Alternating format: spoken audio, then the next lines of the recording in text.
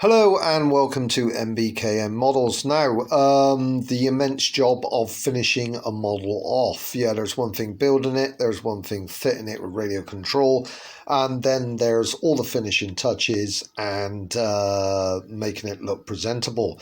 Now, hopefully we're getting somewhere.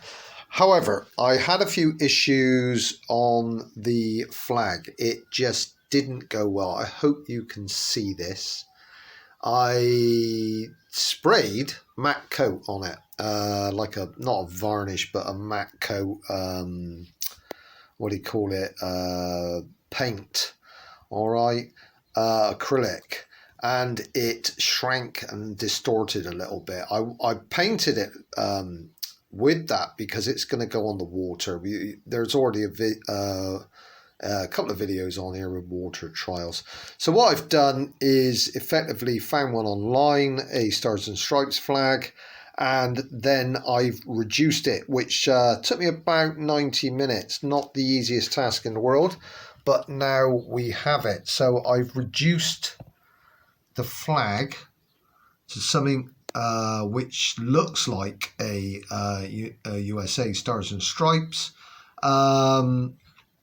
And hopefully it will come better. I'm not going to paint this one. I'm not going to protect it because now I've got it saved on the computer. I can anything goes wrong with it, with water, etc., I can just print off another one. All right, so there we are. So it's always I tend to be quite hard on myself over models.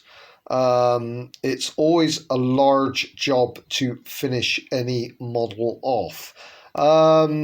Thanks for watching, thanks for listening, and until next time. Hello and welcome to MBKM Models. Now we have the flag now fitted onto the boat. I'm quite pleased with this. For me, it's better than the original flag because it was far easier to deal with. I mean, this is paper. Thanks for watching, thanks for listening, and until next time.